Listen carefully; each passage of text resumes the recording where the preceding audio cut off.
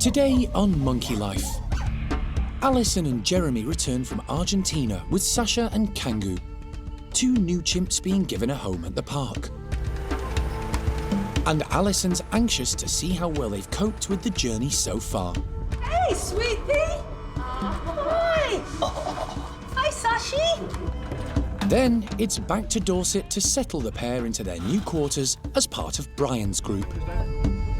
Trying to keep Bryan's lot calm so that Sashi can just enter the house nice and easy. And Tuan's orangutans get a giant treat. But do you eat it, sleep under it, or wear it?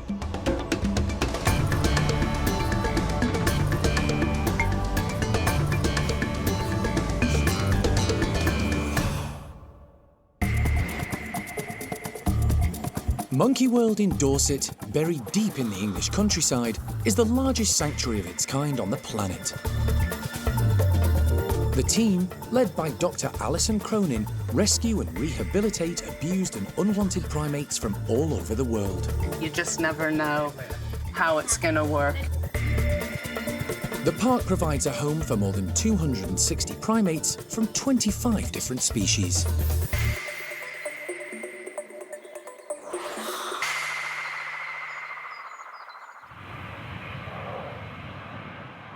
It's early morning at London's Heathrow Airport, one of the busiest travel hubs in the world. Thousands of people transit through here every day. And this morning, two very special passengers are due to arrive at the airport's animal reception centre. Chimpanzees Sasha and Kangoo. For the past week, Alison and Monkey World's animal director Jeremy Keeling have been in Argentina at the Buenos Aires Eco Park. They've been getting to know the two chimps. Hey, Kangoo!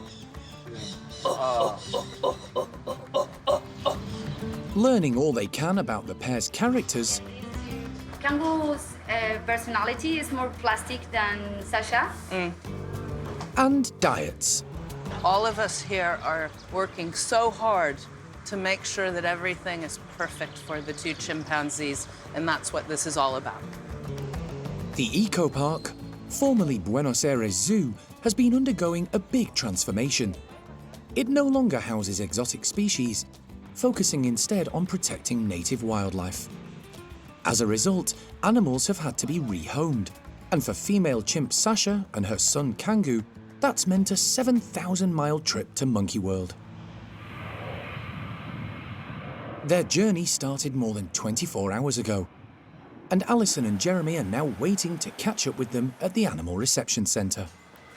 Now it's just a waiting game, and it's really hard after traveling so far and so long and spending so much stressful time and emotion making sure everything's right for them.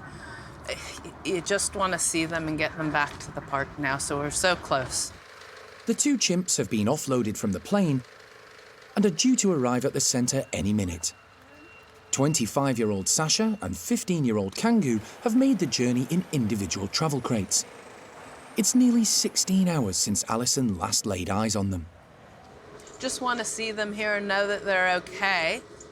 Get them loaded in our van and back to the park.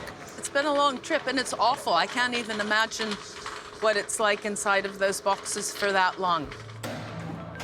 The individual crates are so big, the chimps need to be transported in separate cargo trucks.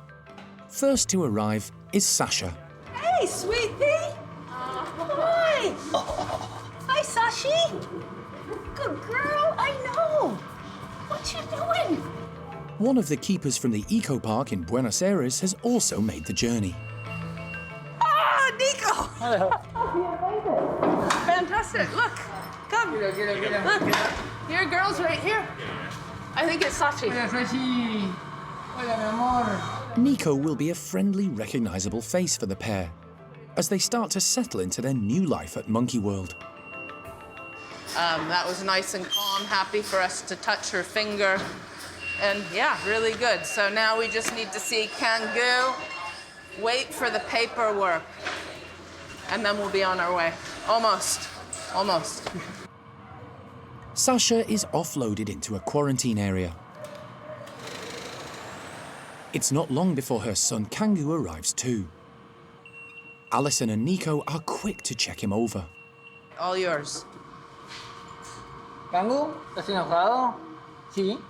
Good boy. Yep, all good. He seems really good. He's calm. I think he's a little bit sad and frightened because he doesn't know what's happening. And he's been away from Sasha for a wee while now, so they're going to get them alongside of each other while we wait for the paperwork to be finalized, and then we'll get them down to Monkey World and unload it as fast as possible. So far, so good. Making sure all the paperwork is correct is always a laborious process. And while Alison waits patiently to hit the road, back at the park in Dorset, preparations are in full swing. They've been in their crates for an awfully long time now, so I think they're going to be very happy to be out and in a bit of the bigger space to stretch their legs. Got a lot of willow for food and for bedding as well. The park's plan is for Sasha and Kangoo to join Bryan's small group of 5. Sean is hoping to start introductions as quickly as possible. They will be very aware, like Brian's group, that there are new chimps in the house, and I think the longer you leave it, the more frustration would build. So we would probably go sooner rather than later. There's not a lot of predicting in chimp intros. You just kind of just hope for the best. Back at Heathrow, there's good news for Alison. All done. Thank you. Thankfully. Yeah, just a collection note for the ARC. So she needed it.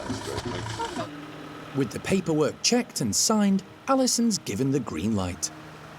We're on our way now, and everybody should be fine. We just want to get them in the van and on the way to Dorset, and then perhaps we can relax and feel happy for the chimps, but not yet. Not yet. First, the chimps need to be loaded into the park's transport van. Alison is delighted with how well the pair have coped with the journey so far. This is a huge thing for them, and how well have they handled it? Really good. Really good. With the travel crates secure, the team can start the 120-mile journey back to Dorset. It's the final leg of a very long day.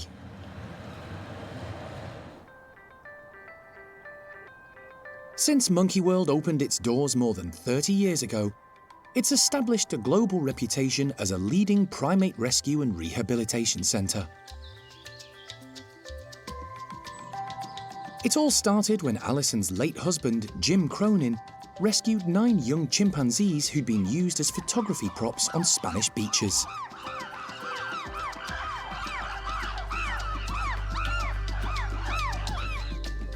Since then, a multitude of different primate species have arrived at the park needing help. One of the more unusual rescues took place in 2018, when Alison was asked by Animals Lebanon to collect a pair of red-bellied guenons. They'd been intercepted by Beirut's airport customs as they were being smuggled for the black market trade. Oh, wow. Hi, Hey, you guys. At the time, very little was known about the species, other than they originated from the forests of Benin, where the population is in serious decline. Once they settled into life at the park, the pair, named Benny and Nia, thrived. They're now proud parents to 2 hyperactive youngsters, Biff and Nala, who like nothing better than running, jumping, and playing in the lovely outdoor enclosure they call home. Today, the care team have something a bit different lined up for the family of 4. We've got some camellia flowers for the guenons today. Something that they haven't had in a while, so it'll be quite interesting for them. A lot of colour, interesting smell, and hopefully they'll have a nibble on them as well. Yeah, so we'll just scatter these around the enclosure, give them something to mess around with. I think the young girls will definitely be very interested, because they love stuff like this. Earlier in the year, the guenon enclosure was completely renovated, gaining a roof and more space to move around. Lots of natural planting was added, but as leaves and bark make up part of a guenon's diet, the new trees were soon stripped bare. Today's more colourful offering is also completely edible. When we can provide them something interesting like this, it will take up part of their diet. But to be honest, we're not actually sure if they're going to eat these, so it'll be quite interesting to see what they do.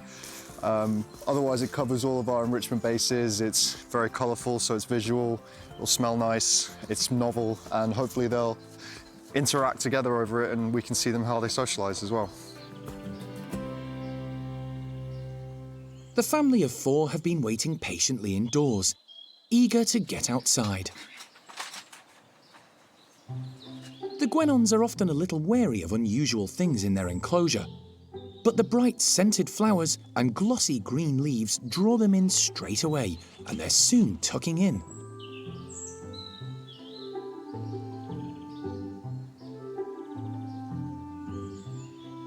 The colourful petals are a definite hit, as are the fresh green leaves. They seem to be leaving the bark for later. The 2 youngsters, big sister Biff and little Nala, still get on well together, but there has been a change in recent months. While Nala is as bouncy and energetic as ever, Biff is growing up. She's a bit more relaxed now. She still has moments where she'll charge around the enclosure with Nala, but she's spending more time with Benny and Nia and doing things that an adult monkey would do, you know, spending a lot of time grooming, less time playing. The camellia flowers and branches have been spread all over the enclosure, so there's plenty available. But the Guenons also use their cheek pouches to store food. Once they've enough, they go to a safe place to eat their food in peace, pushing the food out from their pouches.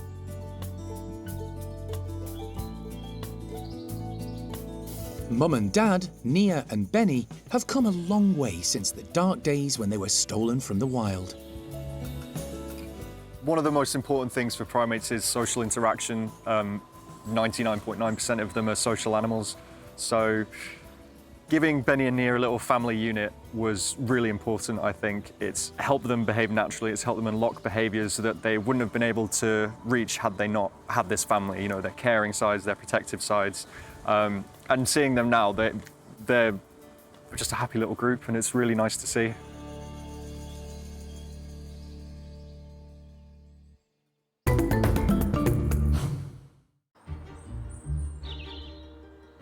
The arrival of autumn brings changes right across the park. And with it come plenty of opportunities for the primate care team to give their charges more unusual enrichment. The gardening team have been busy with seasonal jobs, including cutting and pruning back plants ready for the winter. These gigantic gunnera leaves have just been cut down, and rather than let them go for compost, the orangutan team have a plan. They're going to offer them up to Tuan's group of 6. We'll see what they do. I think they're going to really enjoy it. I think Tuan will probably start eating it. If it starts raining a bit later, they might even use it as a little bit of an umbrella for themselves, as they do in the wild, because orangutans are very cleverly one of the only apes that will actually make a roof over their heads when it's raining in the rainforest. So usually use some big leaves or something like that to do it with. So yeah, we'll see how they go. I think it's going to be quite exciting for them. Related to the rhubarb plant, the huge leaves are edible. But to encourage the group to be active, the team aren't going to make them an easy snack. They're spreading the leaves all over the enclosure, in the hope the orangutans will climb to reach them. And they've one particular individual in mind. With Tuan, he's not the biggest one in our group, shall we say, that's into his climbing. He's an old boy now, and he is getting quite lazy sometimes on the floor, not so excited to sort of climb up really high to get his food, and he'll be happy with the food that's kind of closer to the floor or falls down from the others.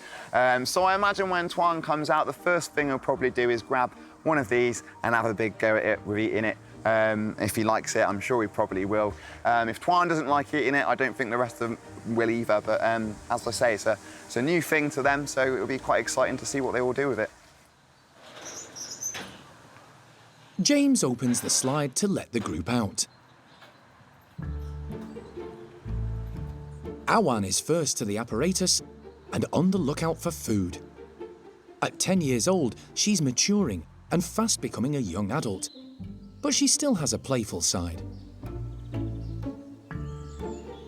With 3 other females in the group, she's had plenty of role models to look up to. Ame, Lucky, and Roro appear to have put past differences aside and are getting along a lot better.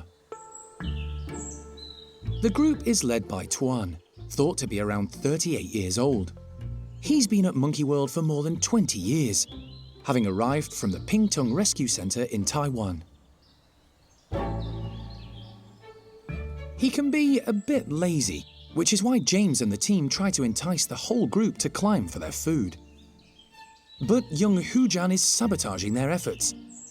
Not sure what to make of the large green leaves, he's throwing them to the ground. Where they're eventually received by Tuan, who then makes short work of the prickly stems. So orangutans are obviously built to deal with quite hard, spiky plants. There's lots of spiky plants in the rainforest. Their skin is much, much tougher than human skin. So Tuan's doing real natural behaviours here with the gunner. He's ripping off all of the outside with his teeth, getting to that core and then munching it up, just like they would do in the wild. So it's really, really good for him, watching him do natural behaviours here at the moment, yeah. Tuan's enthusiasm confirms for the others that the giant leaves are good to eat.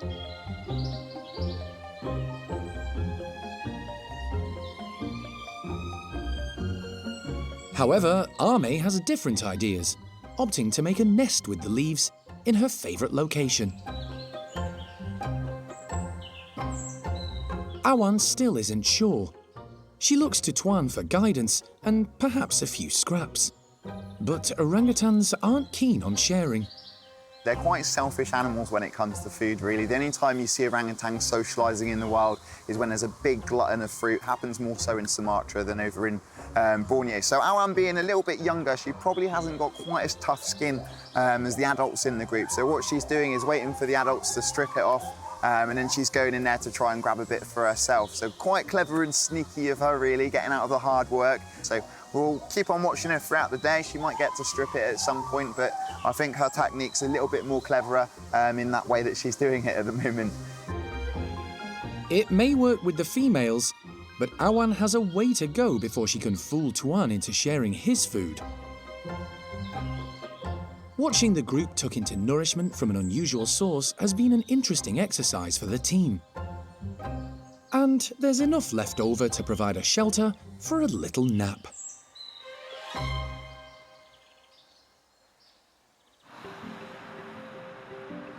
Nearly 36 hours after Alison and Jeremy left Buenos Aires with chimps Sasha and Kangoo, they've finally arrived at their destination in Dorset. The pair's rehoming has been nearly a year in the planning and involved a lot of people.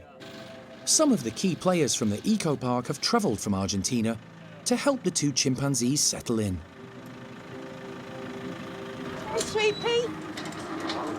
Sashi. Hey, Sashi. Hola, Sashita. ¿Qué te estás haciendo? Where have you gone? ¿Llegaste, There mamá? she is. Llegaste. Good girl. Female Sasha is first to be unloaded.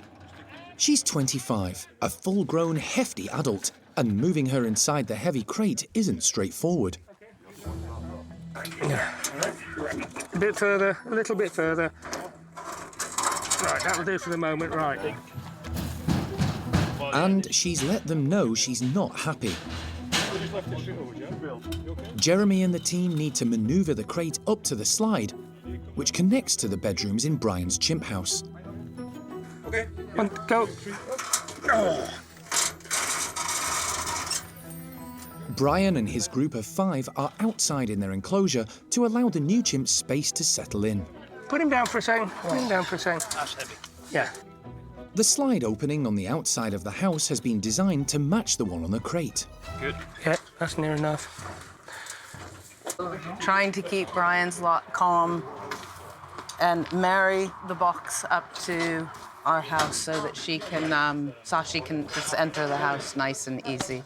So looks good in there. We've kept Bryan's out just so that there can't be too much disorder. But yeah, fingers crossed that they all are okay once we get them in. But... Sean? Yeah. You ready? Yep. Yep. When everybody is ready, Okay, it's going to happen. Jeremy opens up to let Sasha in. Okay, 1, 2, 3, go. Let's go. Yep. She doesn't hang around, heading straight in, then cautiously taking in her new surroundings. No, she's pretty nervous, but that's fair. Trying to be really cautious, but she's frantic right now. She's pacing the floor, looking at everything. She can hear chimps on both sides of her hollering. You've got Bart's big group, Bryan's out there. There's still banging happening because we're getting Kangoo's box up to the slide on the outside. So once he comes in, there's going to be hopefully a really lovely reunion, and then she'll calm down a bit more. So she's holding herself together pretty well. She's going to be a strong lady. Kangoo's coming. The team get Kangoo's crate into position. Hey, Kangoo. He's poised and waiting. Jeremy opens up, with some help from Kangoo himself. He's in. And, just like his mum, Kangoo races straight through. Once he's secure, Sean opens the slide to reunite mother and son after 36 hours apart.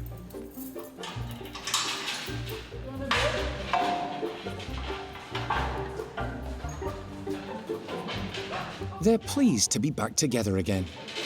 Are you happy, Nico? Yeah. Well done. I'm totally relieved that they're here. Our teams have come together perfectly to make the transition for Sasha and Kangoo really good. But at the same time, I'm now feeling my next chapter of anxiety about how we bring the groups together. But actually, this is brilliant, and they just need to be able to settle down. So we're letting everybody have a little look, say hello, and then probably we'll leave them with the chimp guys. The two chimps will be given time to settle before the real work starts, introducing them to Bryan's group. The next chapter in Sasha and Kangoo's story is about to begin.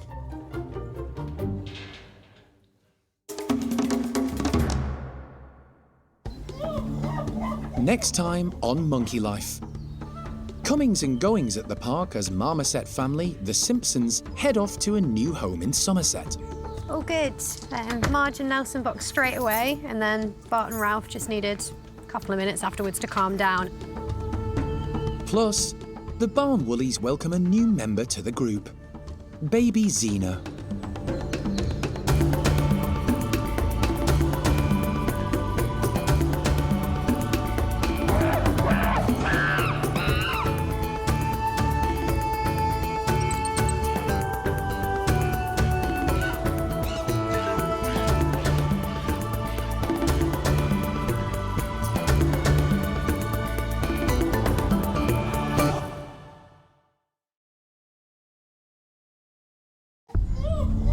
Today on Monkey Life.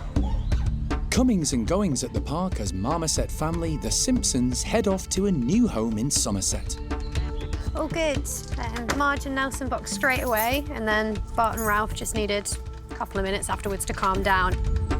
And marmoset Tyre returns in their place, looking for love. Hey, princess. Oh my goodness, you are so cute. She's very cute. Plus, the barn woollies welcome a new member to the group, baby Xenia.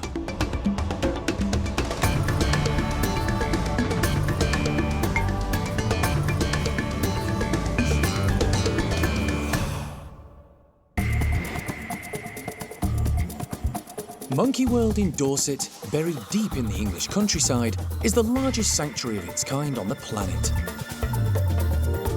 The team, led by Dr. Alison Cronin, rescue and rehabilitate abused and unwanted primates from all over the world. There they are. It's so amazing. They look really fit and healthy. All good. The park provides a home for more than 260 primates from 25 different species.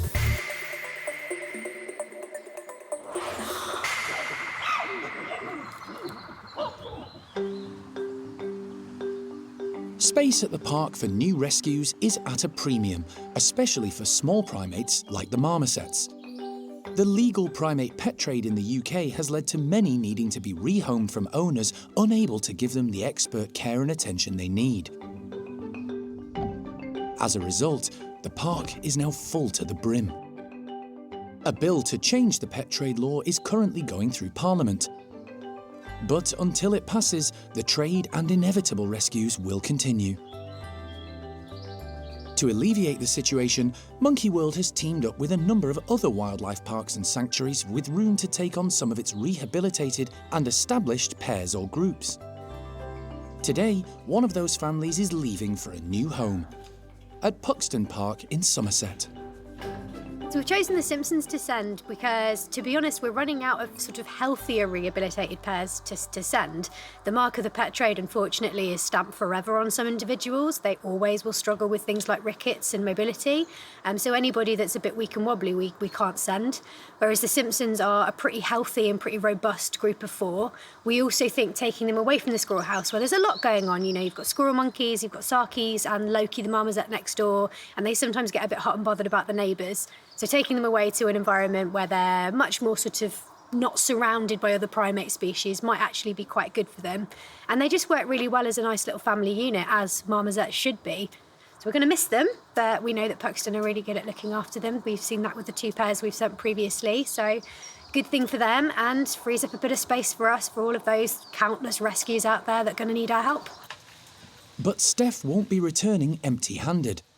She's bringing back Tyre, a female marmoset rescued by Alison from appalling conditions at a flat in Plymouth, who went on to live at Puxton. She's recently lost her mate, so is returning to the park where some single males are in need of a partner. Really excited to see Tyre. She's a madam. I'm curious to see if she's still a little madam. She was always quite a small marmoset, quite boxy, but always quite feisty and full of attitude. So it'll be interesting to see if she's still that way. So we'll bring her back here, we'll get her settled, and then we'll consider who's the best option to try for an introduction for her. Steph and Elle have persuaded the Simpsons family into travel crates ready for the journey. All good. Marge and Nelson boxed straight away, and then Bart and Ralph just needed a couple of minutes afterwards to calm down and then realise malt loaf was worth getting into the catch crate for. The family consists of mum Marge, son Bart, and young twins Nelson and Ralph.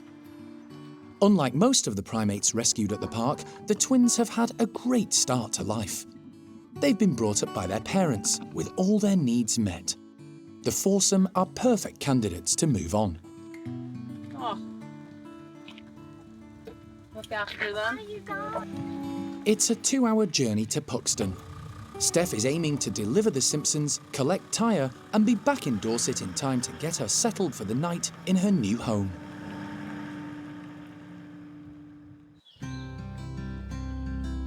The primate care teams at the park are on a permanent mission to enrich the lives of the animals in their care, and today, the park's 2 patas monkeys are in for a prickly treat. Toby has some fresh blackberries and rosehips still attached to their thorny stems, and he's hanging them all over the pair's enclosure. It's going to be interesting to see how they work it out.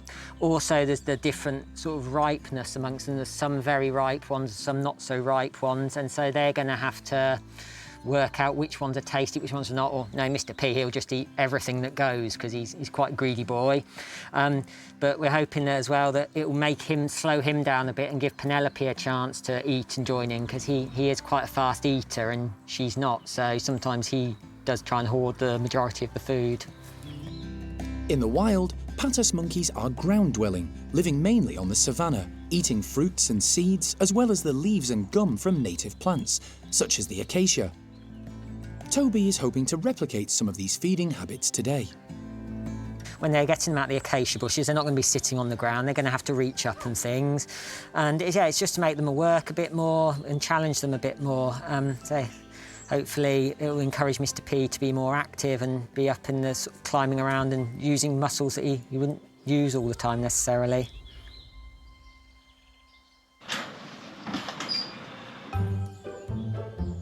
Toby lets the pair into the enclosure, and they make a beeline for the thorny fruit.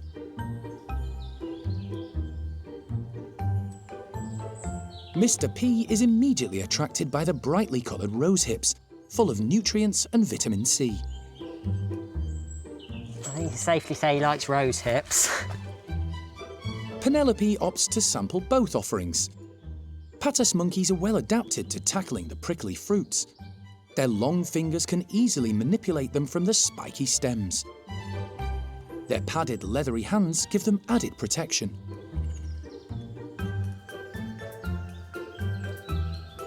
It's been a few months since Penelope underwent a health check, which resulted in her having 8 teeth removed. She's made a good recovery, is generally eating better, and is a lot happier. But due to her age, she now has some other medical issues. She has developed a cataract in her right eye. It is becoming more and more obvious, and we noticed that she does struggle a bit more with the foraging and things and finding things. But in terms of herself, she seems really bright, really confident. Her weight is good. She was weighed yesterday and she's put on another 100 grams in the last month. She does have her issues. Her mobility isn't what it was. She is a bit stiff on the back end, a bit of arthritis going on. We do treat her for that. She gets some medications for that.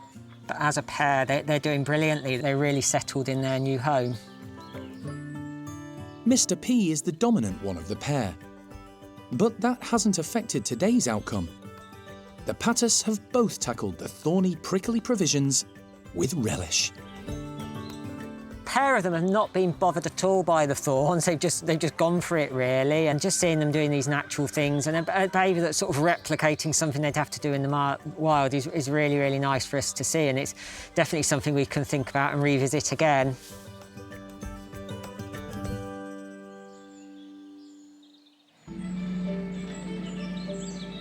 A few weeks ago, a large crate was dropped off at the orangutan nursery. It's a sign someone will soon be on the move to a new home. And that someone is Silvestre. Silvestre's got a home at Basel Zoo and is lucky enough he's going to have 2 ladies all to himself, so it's time. He's now beyond adolescence and starting to fill out to become a fully mature male. It's time for him to leave the nursery and it's time to move on and graduate. This is always a difficult part for us, but it's important that he goes off. We're not going to be able to provide him an adult group of his own, so it's time for him to graduate. Silvestre is a Sumatran orangutan, which means he can't join the adult females at the park, who are all Bornean. He's fast approaching adulthood and testosterone is kicking in. Alison has spent more than a year trying to find him a suitable home with other Sumatran orangs. She was delighted when Basel Zoo in Switzerland agreed he could join their young adult female Maya and her 4-year-old daughter Padma. OK, you can rattle the slide, Jeremy. Oh. To prepare Silvestre for his journey, the primate care team have been busy crate training. Good boy, Silvestre. Good boy. Well done. Over the weeks, they've gradually increased the time he's kept in the crate, with the slide shut behind him. Good boy, Silvestre. It's all aimed at keeping Silvestre as stress-free as possible when the time comes for him to finally leave. What we try and do is make this the fun place, make it as happy as possible for them. No stresses, no worries about going in and out of it, and then hopefully it makes the journey that much more comfortable when it does come to them going. I mean, some of these journeys sometimes can be a very, very long time as well, so obviously getting them used to that crate, also giving them enrichment and things like that in there as well, things to do as well, really helps it be a more positive place to be. Silvestre arrived 12 years ago as a tiny, orphaned infant. As he's grown up, he's seen others come and go, and he too will be leaving behind some great friendships, particularly Bulu Mata. But even that relationship has changed in recent months. He's getting to that point now where he can get a little bit too rough with Bulu, and they're all realising it. I think Bulu's got his guard up a tiny bit with him sometimes, but also still spending a fair bit of nice time with him. But it certainly is a good indication that it's time for Silvestre to leave the group and join some adult females and become the big man that he's due to be one day. A time scale has yet to be decided for Silvestre's departure. There's still lots of paperwork and logistics to sort out.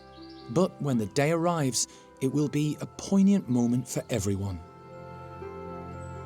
It certainly will be a sad, emotional day when Silvestre goes, for all of us keepers and probably for the orangutans as well. I mean, they've been living with him for a very long time now. But it's about the greater good of the future, and Silvestre will be a lot happier with people his own age and certainly some girls around him.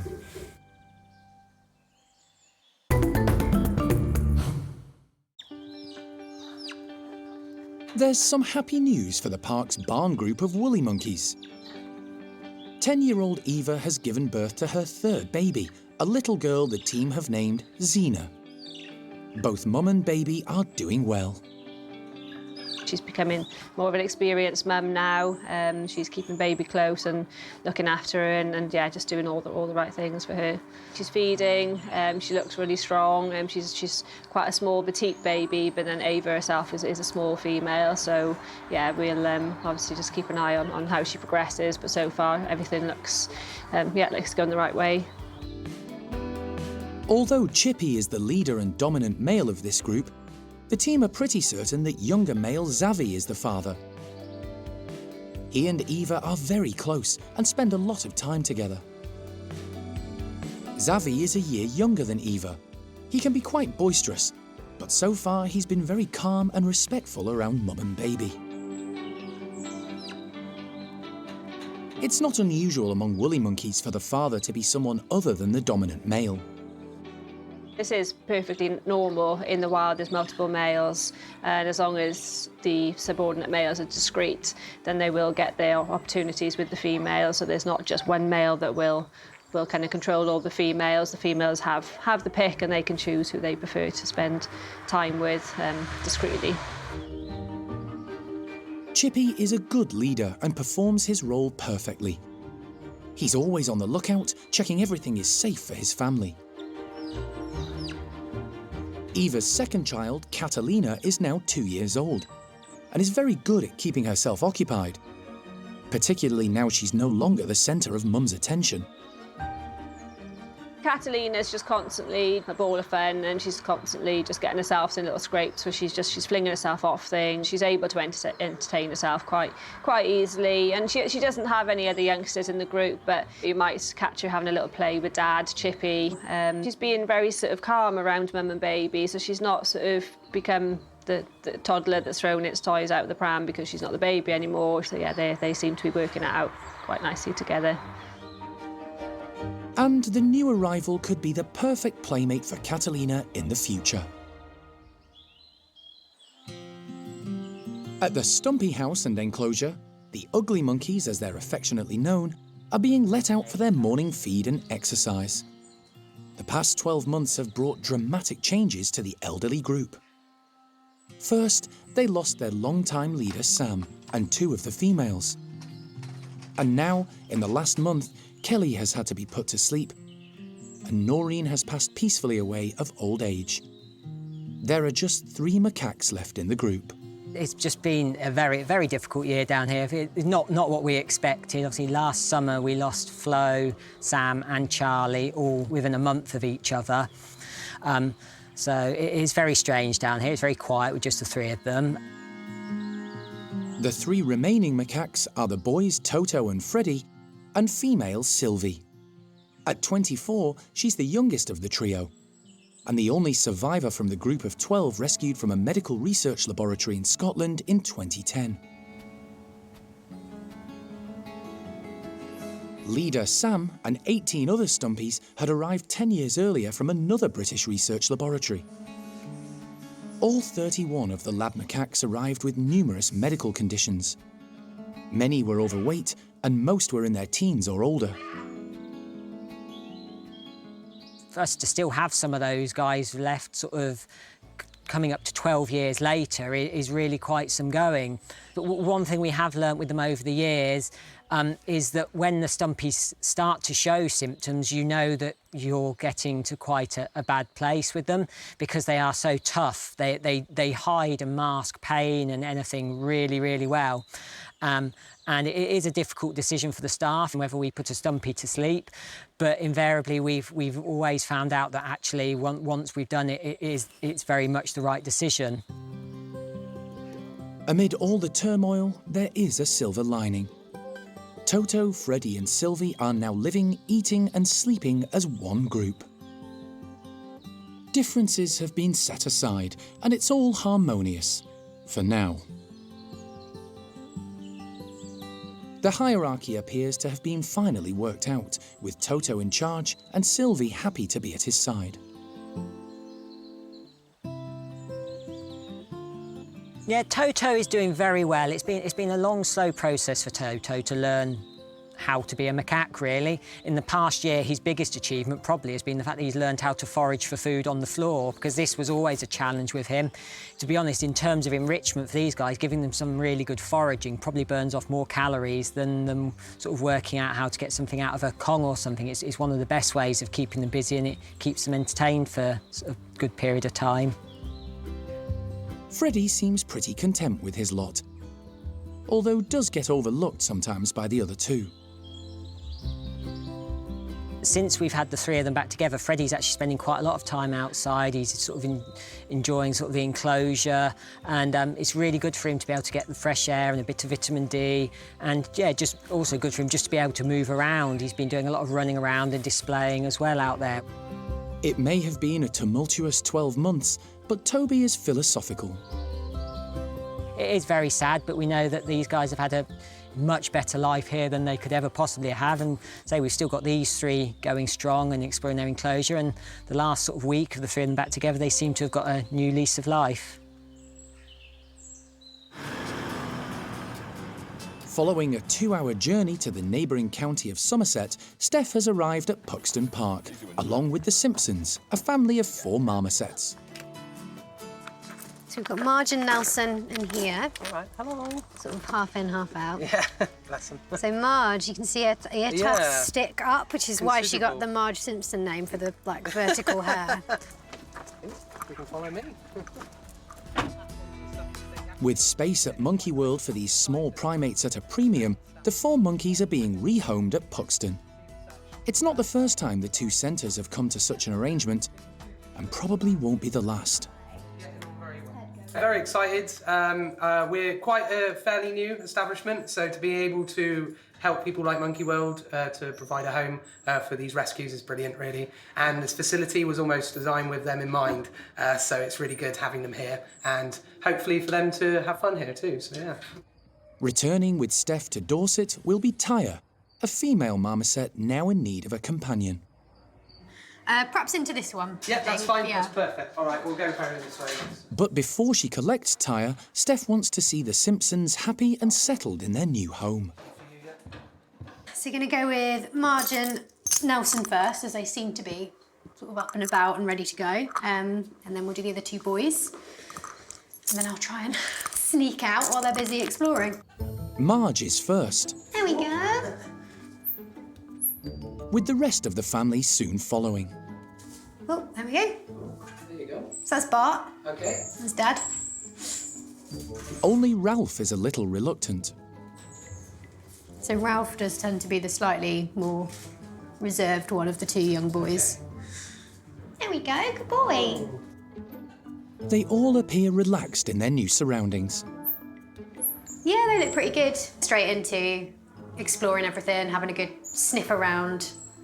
Be a lot of scent marking, I imagine, over the next sort of half hour or so as they sort of claim everything as theirs now. For Joe and his team, identifying all 4 will be a challenge. I'll listen to what Steph's been saying, all the ways of telling them apart. We found with them it's about behaviour as well, so hopefully the behaviours will get a little indication who's who and how they react here, so yeah. So we're going to have fun, but that's what it's all about, so yeah. Tyre has been caught, ready for the journey. She just needs to walk from one travel crate to another. Taya. Okay, she's come through. She's in. Definitely tail in. Yeah, that looks like. All right, happy? Happy. We have a Taya. That was relatively easy. A final check on the 4. Steph has mixed feelings. Yeah, it's always a little bit emotional, just sort of having to walk away. But I'm really excited to have Taya back. I'm excited to get her settled with a new partner. And yeah, looking forward to hopefully some more collaboration between us and Puxton in the future. It's a quick, uneventful journey back to the park in Dorset, where the team are ready to welcome Taya. Hey, princess. Oh my goodness, you are so cute. She's very cute. So she's hybrid, so hence the grey tufts, and she's also very box-like in shape. For now, Taya will be in a bedroom in the squirrel monkey house, living alongside them, plus the Sarkies and Loki the marmoset. Right, want to have a look, Miss Taya? The team are hoping that the two will eventually hit it off and become a pair. Only time will tell.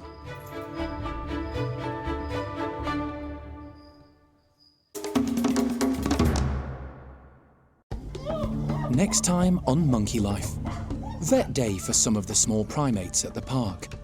And there are concerns for Nelly the loris. She's got a mass in her abdomen, Alison. And how do you tackle this? Gibbon Tio eventually cracks the problem.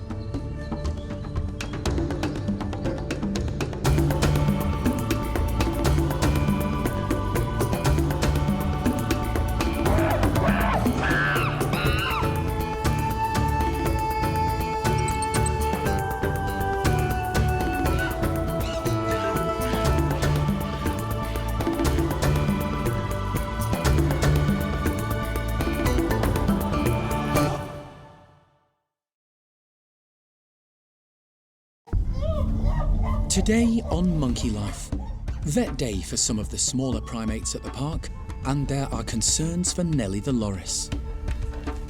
She's got a mass in her abdomen, Alison. Newly arrived female chimp Sasha gets to know some of Bryan's group, but isn't so keen on her son Kangoo doing the same. It just doesn't really go anywhere because Sasha will just have a tantrum in the back and that... Similar to that. And how do you tackle this? Gibbon Tio eventually cracks the problem.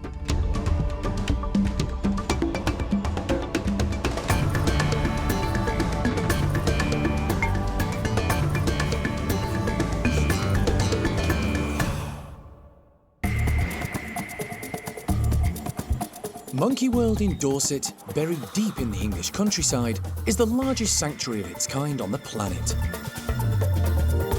The team, led by Dr. Alison Cronin, rescue and rehabilitate abused and unwanted primates from all over the world. Hi! Look at that. Oh, he's fantastic. The park provides a home for more than 260 primates from 25 different species.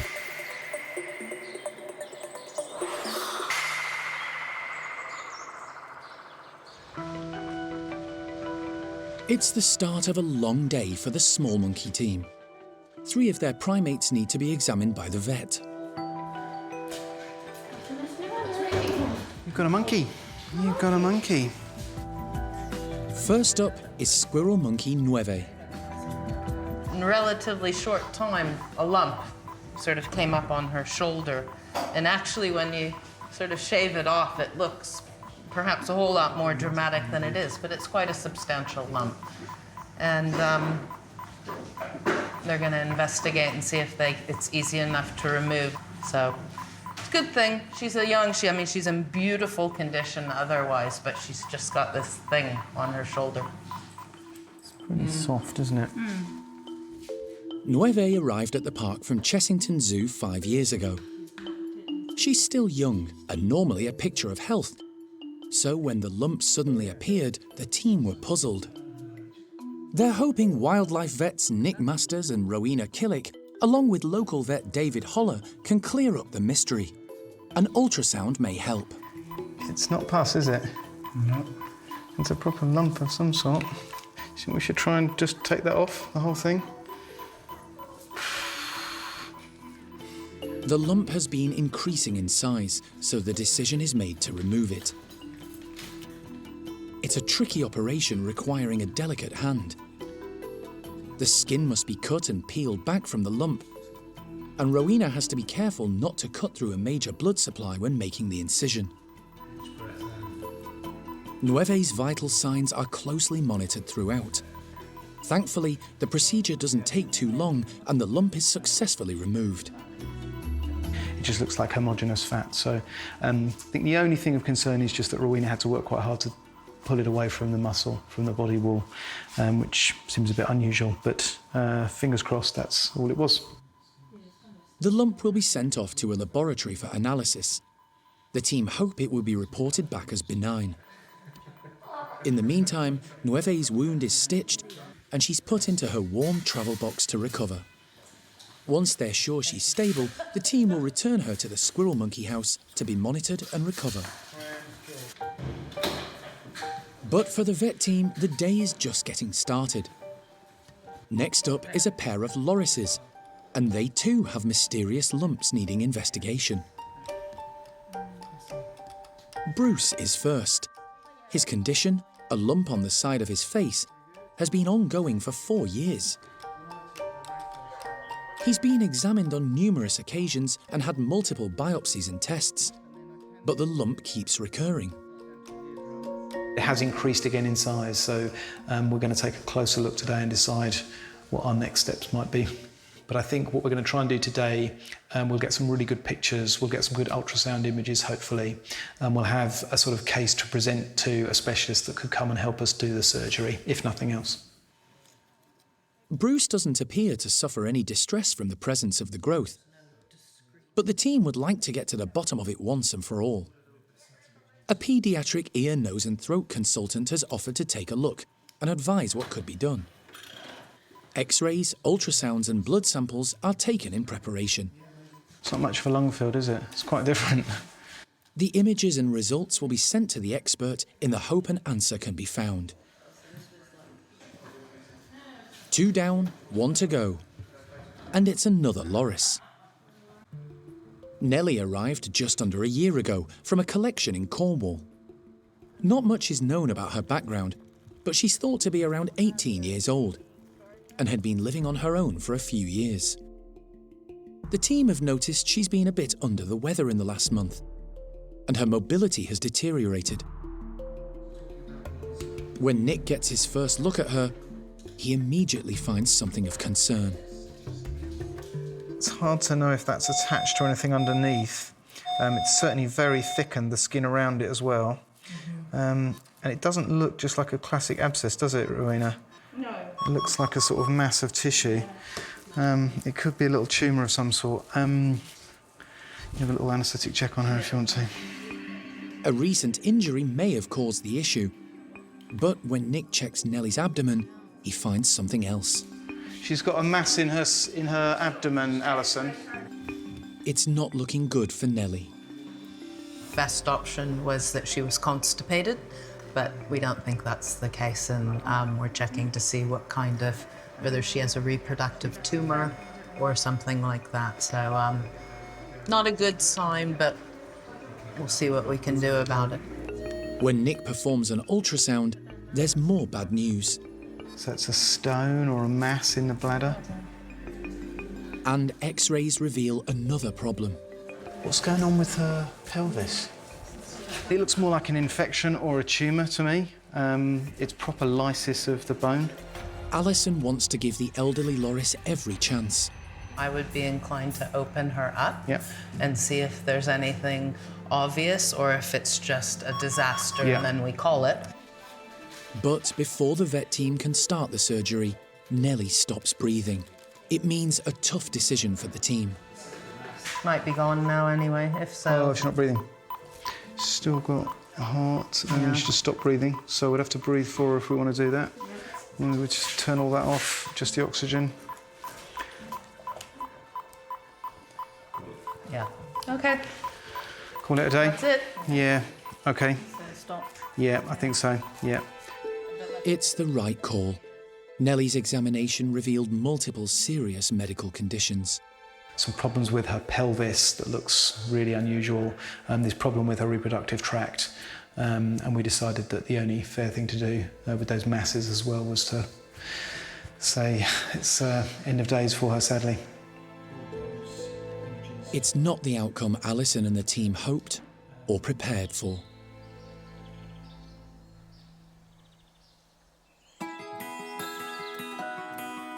It's a new day at the park, and the trio of spider monkeys are in for a challenging treat this morning. Toby is placing large hanging feeders in their enclosure. The team have successfully used these in the past with the capuchins and the nursery orangutans. But the three spider monkeys aren't known for their enthusiasm when it comes to trying something new. Our three can be a bit lazy sometimes, particularly Pumpkin. She likes her food very much, so we're hoping that the motivation of getting the food and will make her sort of do a bit of work and display some natural behaviours, really. And it'll be interesting to see how they react, really. The group have been together for many years and generally get on well. But when it comes to food, there's a strict hierarchy. Pumpkin is very much dominant, and when it comes to food, she is effectively a hoover. She will demolish everything, which is why we try and put it in enrichment, particularly in the morning. Otherwise, she will come out and eat it all before the boys even get a sniff. Flint is next in line, but because he's generally scared of everything, it takes him a while to come in. So that gives Hickory a chance to come and have a look as well. So we've got the three boards, so I'm hoping by spreading them out, hopefully that will keep them engaged for longer. So hopefully it'll be more of a challenge for them. The slides to the outdoor enclosure are opened, and the trio quickly head through the tunnel. But if the spider monkeys are anticipating easy pickings this morning, they're in for a surprise. Toby's trying to find that fine balance, keeping them busy and active and motivated enough to attempt the hanging boards, while not over-challenging them in the knowledge that spider monkeys don't have the longest attention span. To this end, he's made sure retrieving the rewards from the Kongs isn't too difficult. Spider monkeys are perfectly adapted to life in the trees. They have long limbs and a prehensile tail, which, like the woolly monkeys, acts as a fifth limb. It means their hands and feet are free to manipulate food from otherwise hard-to-reach places. They eat a mainly fruit and leaf-based diet. Today's breakfast is aimed at encouraging plenty of natural behaviours. Hickory, the old man of the group, tends to hang around picking up food the other two have dropped. Hickory hasn't really had a go yet. He's been over and had a laugh at them.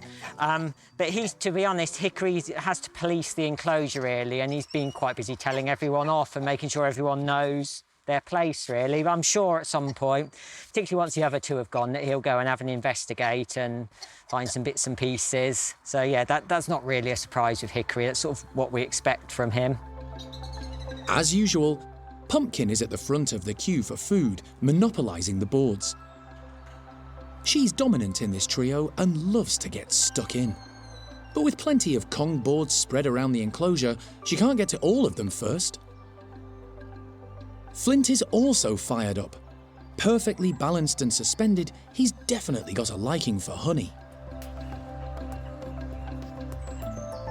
It's gone really well. It's definitely something we can use again. We're seeing some really good natural sort of behaviours, and Pumpkin and Flint are both suspending themselves completely by their tails, and then they're having to use sort of the muscles in their arms and legs and their core to sort of balance themselves because the boards move as well. So, yeah, it's really good. The feeders have proved to be a hit and been an excellent whole body and mind workout for the spider monkeys. They're certain to make a reappearance at the Spider Monkey House in the future.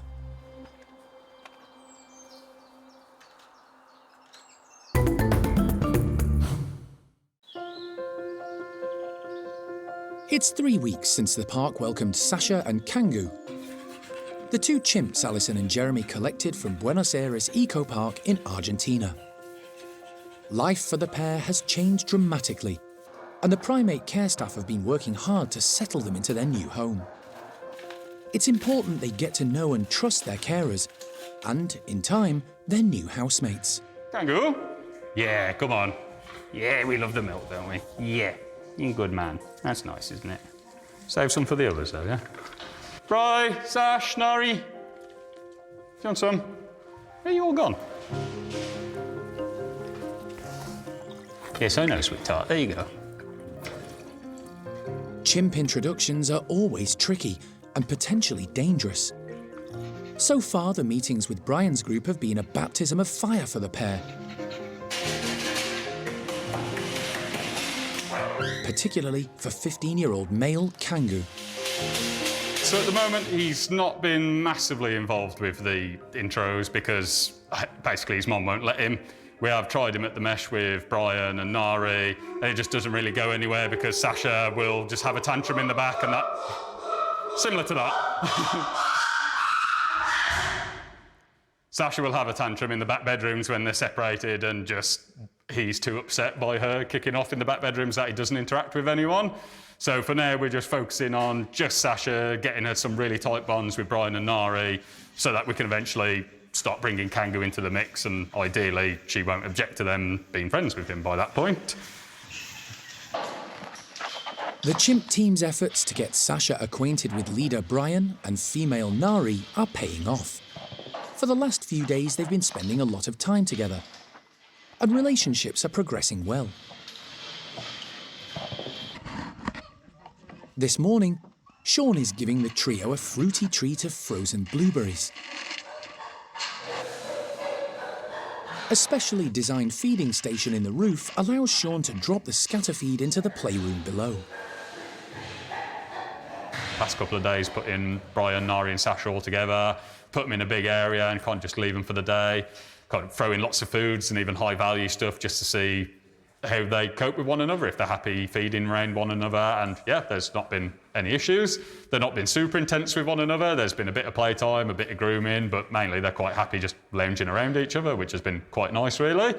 So yeah, hopefully next step is to try and bring the young man into the mix. It's been a difficult few weeks for Kangoo.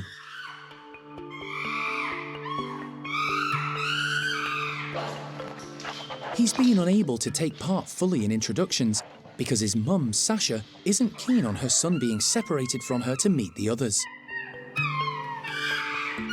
Her reaction is very disruptive and causes him stress, meaning his opportunity to integrate with the group has been put on hold.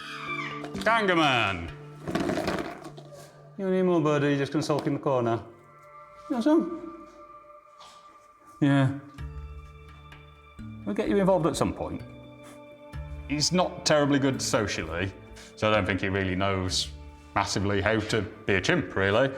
When it comes to approaching the others, he's a bit much, but that could be just down to Sasha's reactions making him then overreact. But yeah, physically, he's a bit smaller than I'd expect a male of 15 to be. You know, mobility-wise, he's not exactly the most graceful boy in the world either. I do wonder whether there might be some sort of physical problem there. I mean, it could just be that he hasn't built up his muscles because where they were before, the climbing frame wasn't the biggest, so he's not had much opportunity to really exercise. So yeah, we want to make sure, give it the best chance of working out, and right now I think the best chance of working out is hopefully making Sasha friends with both parties, and then hope she'll be a peacemaker between them when we do eventually start bringing him in with the others. I'm fairly confident. I mean, he seems quite a nice guy. Bryan's an absolute sweetheart, so fingers crossed they work out all right. I think meeting Rodders might be a bit of a shock to his system. Bryan is the largest in the group and the dominant male. He's a big and impressive-looking chimp, but when it comes to introductions, he's a gentle giant. He's a superstar. Every intro I've seen him in, he's just been wonderful. He just goes in. I think he can be a bit intimidating. He doesn't quite realise how big he is, and so he just charges in there, just being like, "Oh yeah, we're friends now," and just doesn't think, "Oh, this might be quite scary for that new person."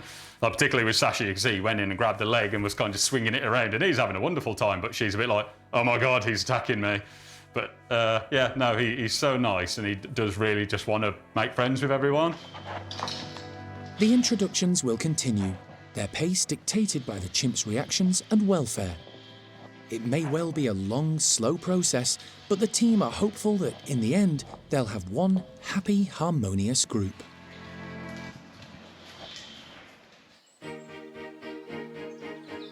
With more than 260 primates to look after all year round, feeding time needs careful planning. The 25 species all have different dietary requirements, and they all need to be kept busy and active. The Gibbon team are up to the challenging task, regularly coming up with interesting ways to enrich the lives of their primate charges. Today, primate care staff member Sean has devised a rather different hanging feeder for golden-cheeked gibbon Tio. He's a very intelligent boy, so we're trying to get some enrichment that will actually make him work a little bit harder for. So there's some paper mache, and we're filling it with some little parcels. Within the parcels there's dates, some nuts and some popcorn. We've tied them up in a knot just to make it more difficult, and hopefully it'll just take him a little bit longer to get his enrichment for the day. 11-year-old Tio is one of the gibbons at the park displaying the most natural behaviours. He was reared by his parents, Peanut and Pung Yo, and grew up in the wonderful tree-filled enclosure they call home, along with older siblings Tien and Tia Nang. He's a real handsome, full-grown, beautiful specimen of man. He really is lovely. He's got a wonderful personality. He's very laid back, he's very chilled, very easygoing kind of guy. And obviously because he's also young, very fit and agile, we try and give him a little bit more sort of stimulus with the different kind of puzzles and things as well, just to keep him busy and active, because he really is a very happy and full-on energy kind of guy. He's currently living on his own while the team try to find him a suitable partner.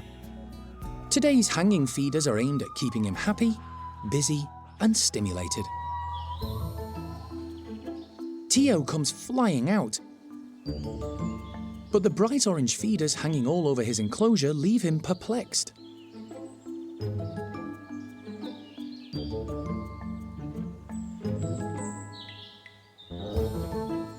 They've been designed to spike his curiosity and give his brain and body a good workout. It certainly got him thinking, where on earth is breakfast?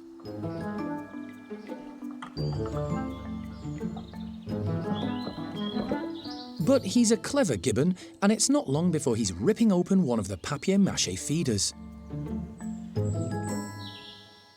His long arms and slender fingers reach in easily and pull out the hidden parcels.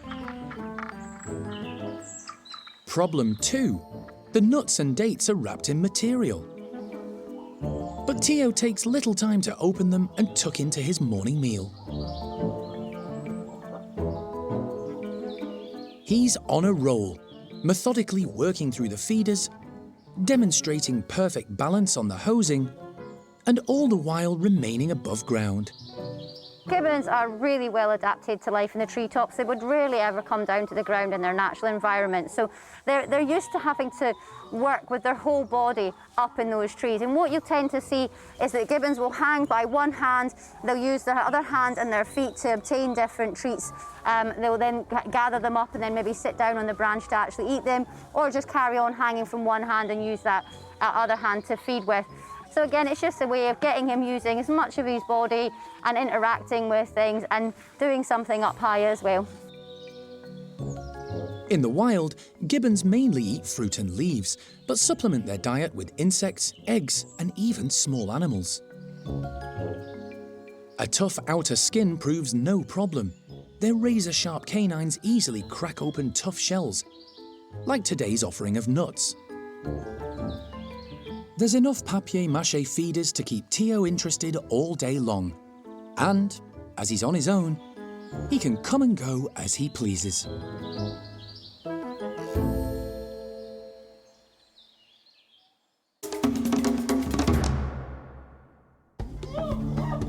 Next time on Monkey Life. Orang-utan Silvestre undergoes a complex top-to-toe health check in preparation for graduating from the nursery and moving to a new home in Switzerland. We've got a chair set up that we will put him into so that we can get the chest x-ray that they want. And a playpen of pine cones, Gismo's group gets stuck in.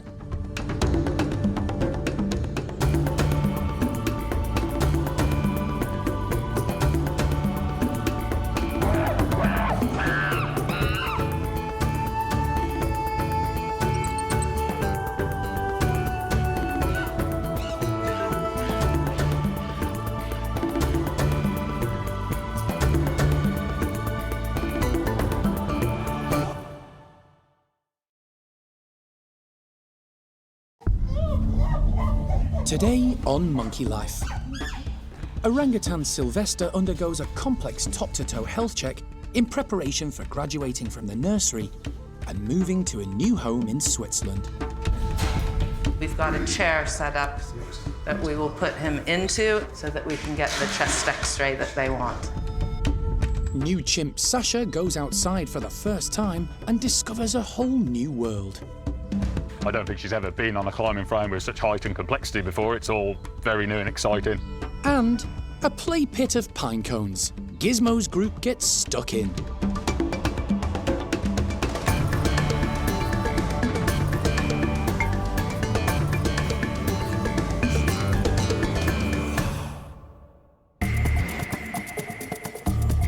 Monkey World in Dorset, buried deep in the English countryside, is the largest sanctuary of its kind on the planet. The team, led by Dr. Alison Cronin, rescue and rehabilitate abused and unwanted primates from all over the world. You just never know how it's going to work. The park provides a home for more than 260 primates from 25 different species.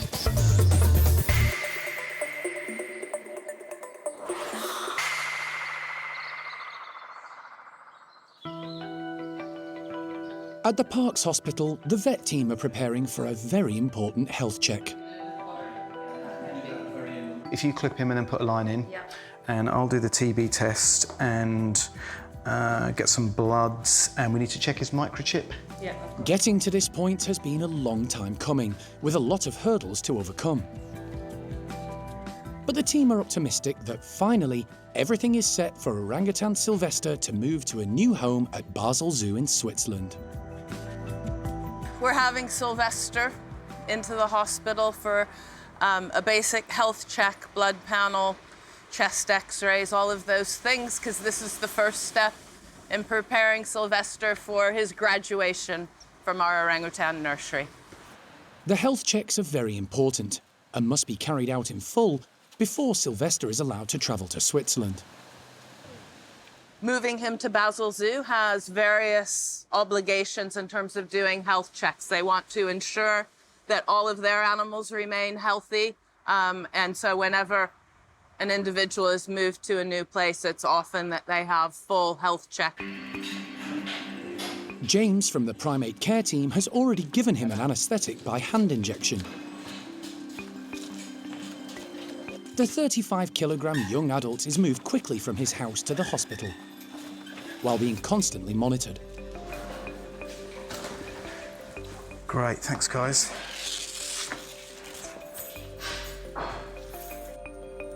Once Silvestre is stable and intubated, vet Nick Masters can start the health check. Sabby, we're going to take a lot of blood, aren't we? Because they want serum and EDTA, and you've got everything ready, OK? Nick kicks off with blood samples. They'll be sent to a laboratory for numerous tests and analysis. We're going to do, some routine profile on him just to look at his organ function and blood production and everything, but also the collection he's going to, and in general, we want to do some extra testing around viruses and have some material in a bank, etc. With the lights dimmed, next Nick performs an ultrasound to examine Silvestre's vital organs and look for any abnormalities. So all of this tissue here is liver, and this sort of bright white line is diaphragm, and you can see heart beating beyond it. It's quite a nice image. It looks very normal. All good, all clear? Yeah, it looks all completely normal to me. Yay. We'll move on to the TB test now. It's a tricky procedure. A tuberculin solution is injected as close as possible into the edge of the upper eyelid. Silvestre will be checked every 24 hours for 3 days to see if he reacts to it. If he doesn't, it means he's all clear. Super. OK, done with that. Next, Nick checks his mouth and teeth. Upper incisors are all there, aren't they? Nothing even chipped. Those are the same.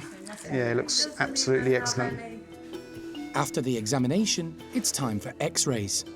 Orangutans have large, complex air sacs that extend from the throat sac under their armpits and around the back. And Basel Zoo want clear images of Silvestre's lungs. We've got a chair set up that we will put him into and get his arms positioned upright so that we can get the chest X-ray that they want. It means the young orangutan needs to be in an upright position. Yeah. If somebody holds the tube for me.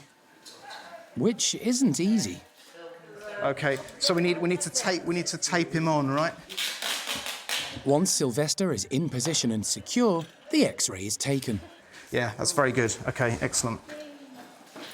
Silvestre is quickly released from the awkward position, and the health check is complete. He can now be returned to his bedroom at the Orang nursery and brought round from the anaesthetic. It's been a textbook operation, and the time he was under anaesthetic was kept to a minimum. He looks physically in really good shape. We had an opportunity to look really closely at his teeth, so we know his dental and his oral health looks excellent. We scanned his liver, and his liver looks completely normal.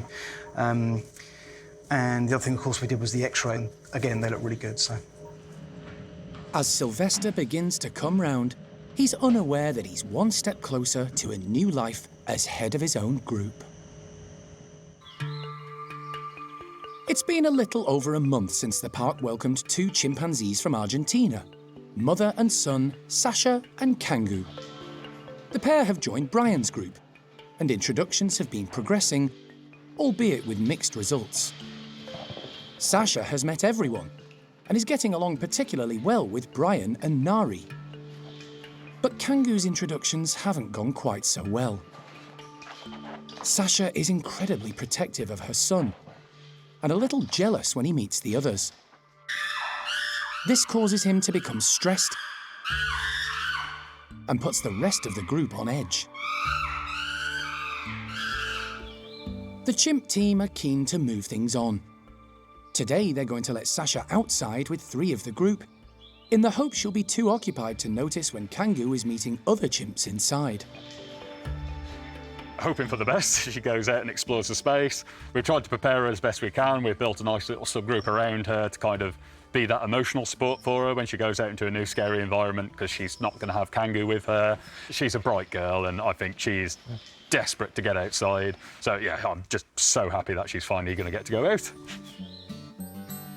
Bryan, Nari and Lulu are already in the enclosure as Sean opens the slide to let Sasha out. Big boss Bryan gives her an enthusiastic welcome before she sets off to explore. Sasha and Kangoo had outdoor and indoor space at their Buenos Aires home, but nothing on the scale of Bryan's enclosure. The climbing frame is 15 metres high. She's obviously a little bit nervous. You can kind of see it in her face as she's going around, and this is all very, very new, completely different country and climate. I don't think she's ever been on a climbing frame with such height and complexity before. It's all very new and exciting. She's got Tuan, a big, massive orangutan, staring at her. So, yeah, it's going to be a nervous day for her, I think. But, yeah, you get used to it in the end. It's early days and looking very positive so far. Nari casts herself in the role of Sasha's chaperone, following her wherever she goes and offering reassurance. There's a lot to take in, not just the new surroundings, but everything outside the enclosure too. Lots of other primates are visible from the top of the climbing frame, but Sasha takes everything in her stride. It's kind of like the perfect moment when you rescue a new chimp, just to see them go outside and be in the group and, you know, feel the grass under their toes for that first time. Physically, it's going to be a huge benefit. You know, they're meant to be up and off the ground, they're meant to be climbing, they're meant to have these complex spaces, and that is exactly what she has now. Yeah, it's just wonderful, but it's another stepping stone, which is great, but we've still got a long, long way to go.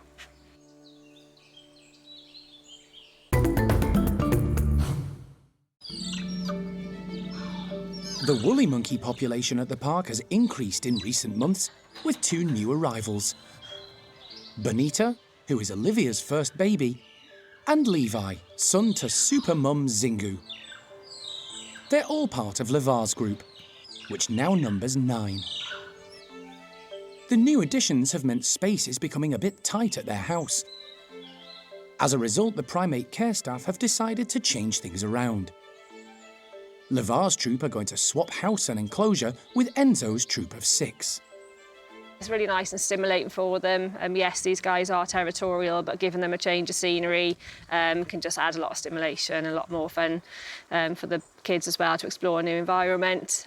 Also, we've got a group of 9 here now, so we think that maybe they could do with moving into our new big woolly house, which is located at the pond enclosure. Enzo's troop will be first to make the move. All looking very eager. It should be all fairly straightforward. There's a large system of tunnels connecting Enzo's pond enclosure to Levar's caged enclosure. Come on then. 1, 2, 3, 4. But first, Sharon lets the group into familiar territory. The pond enclosure. They charge through, expecting to find a healthy breakfast. Good girl. Are they all out? I know they're probably thinking there's something exciting out there now. Good girl. But they're going to be disappointed. Sharon is saving that for when they reach their new home. Right, OK. Time for the next stage. Go, woolly monkeys! Yeah! Come on, everybody! Enticing the group of 6 into the tunnel connecting the enclosure to Levar's smaller caged enclosure. Yeah, well done. Good boy, Enzo. And then straight on into the forest enclosure, where breakfast is waiting for them. Apart from Isla, it's unfamiliar territory, but they're not daunted. That's everybody. Well done. Oh, not back that way, mister. Oh, good boy. Go and explore. They've all made it, and there's lots of excited trills and contact calls as they start to explore the new space.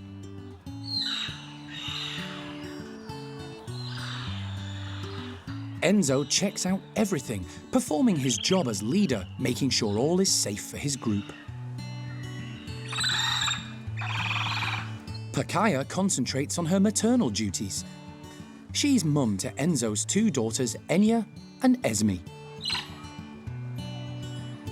Both are growing up fast and becoming independent little characters.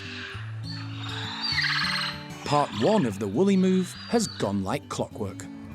So the next step is to move Levar's out from their playroom across the same tunnel to the large enclosure. Ideally, we want them to go down to the house because there are 2 very long connecting tunnels, which is our bigger concern because these guys aren't used to them. So we want them to be familiar with how to get down into their house. And yeah, maybe just let them stay in the sort of smaller enclosure for today. This group is larger, with 9 members. 2 are barely 6 months old. Come on then! Well done!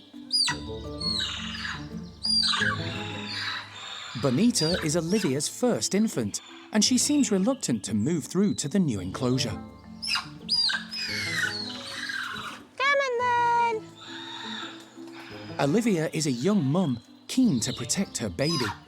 The tunnel and enclosure are all new, and she's unsure what to do. Even encouragement from her own mum, Xingu, isn't enough to persuade her through.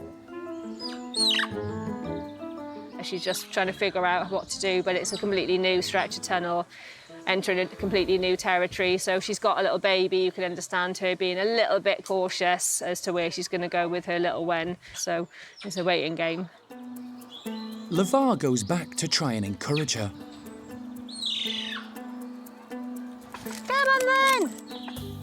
It works. Olivia finally summons the courage to enter the enclosure with Benita on board.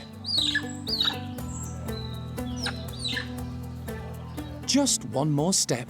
Now all 9 need to go into the caged enclosure next to their new house.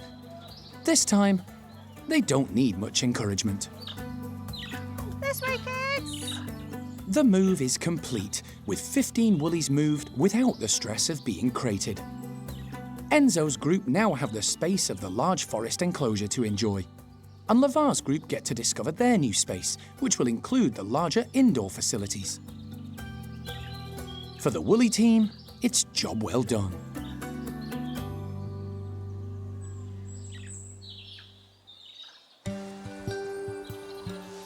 With the seasons starting to change, and the days getting shorter and colder, many of the park's primates are spending more of their time in the warmth and comfort of their houses. For the primate care staff, it's important to encourage the animals outside for fresh air and to burn off some energy. Today, they hope to persuade the park's 2 Saki monkeys, Desmond and Chloe, out into their enclosure. Elle's tactic is to put out some freshly cut browse laden with tiny crab apples. They're high in antioxidants and an excellent source of fibre and vitamin C. It might also appeal to the 3rd member of the group, Loki the marmoset. Obviously, common marmosets and Sakis wouldn't be found naturally together in the wild, but they make a really good group. The 2 Sakis are a little bit older now, so they're a little bit slower, and Loki's kind of like the crazy young one in the group that they've adopted. They seem to get on pretty well. Despite the age and mobility difference, Elle is confident the 2 Sakis will get their share of today's treat. Chloe is turning 30 this year, so she's really old. However, she will give it a good go. She'll probably go for the branches that are quite closer to the platforms, whereas Desmond is probably going to go for the more challenging ones because he's younger, he's got more of the ability to stretch and grab. Elle opens up and Loki is straight into the enclosure, keen to explore and check out anything new. His first move is to start gouging into the fresh bark to release the sap. Then he scent marks the branches, claiming them as his territory. Saki monkeys and marmosets, like humans, have colour vision, so they have no problem spotting the bright fruits amongst all the foliage. Chloe is the more adventurous of the pair. Straight away, she tucks into a juicy crabapple. White-faced Saki monkeys eat mainly fruit. They have robust incisors and canines, allowing them to break through tough skins and shells. Their diet also consists of seeds, nuts, leaves, and insects. The pair are devoted to each other, and Desmond is very protective of his mate. Wherever she goes, he follows. They're never apart for long. The enclosure has been adapted to accommodate the elderly Sakis, but still has plenty for a lively and energetic marmoset to enjoy. The enclosure is really well built for the both of them. We've got some really high branches, we've got some low branches and platforms dotted around the place. And not just that, some ladders to make it easier for our old Sakis to get around in comparison to Loki, who can jump through the branches. The trio are savouring today's treat, and the team plan to leave the branches in place to give them the opportunity to forage and enjoy the browse for as long as they like.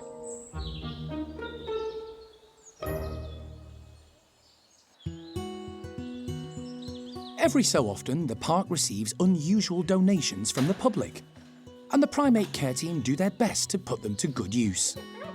Today, Donna's using her initiative to find something fun to do with a donated child's play pit. Her solution? Filling it with hundreds of pine cones to entertain one of the capuchin groups. We're going to mix some food in with that. I'm going to give it to Gismo's group. It's pretty simple, very natural, encourages foraging behaviour, so hopefully they're going to really like it. So these are just pine cones that have naturally fallen, so they're going to have all sorts of bugs and creepy crawlies and stuff in them as well.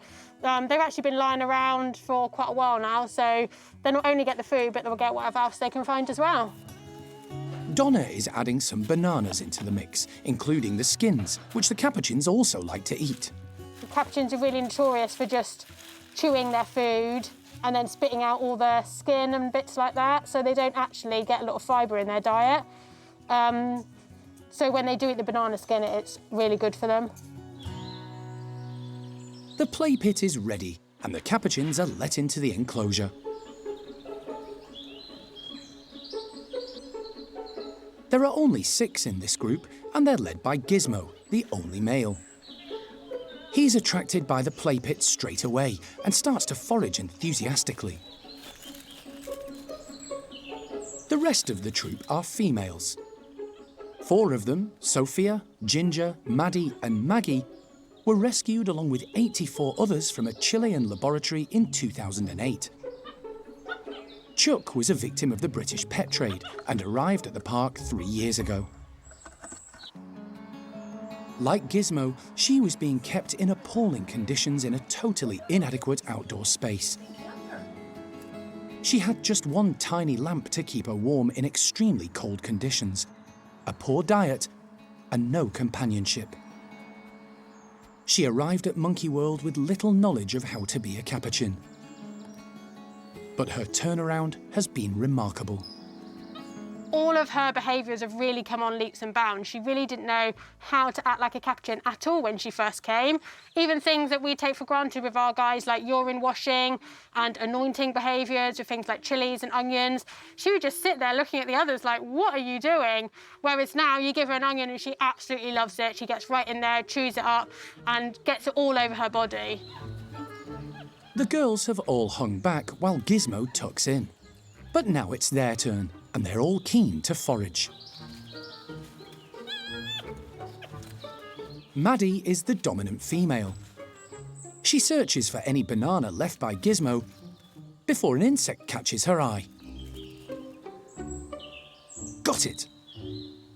Capuchins are problem solvers, able to manipulate objects with their hands very much like humans.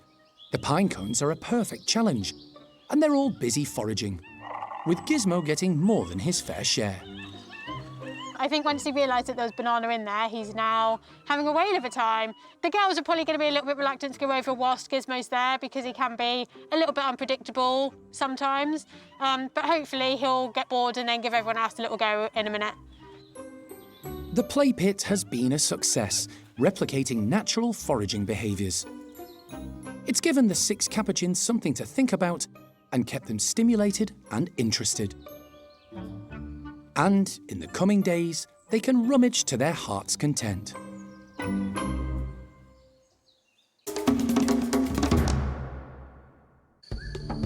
Next time on Monkey Life. The team at the park's sister sanctuary in Vietnam do their best to care for little Kui, a rescued Duke monkey who's just arrived at the centre. We have a team of 4 people at the moment trying to keep little Kui going and getting stronger and stronger. And slimmed-down Loris Zuli finds a mate.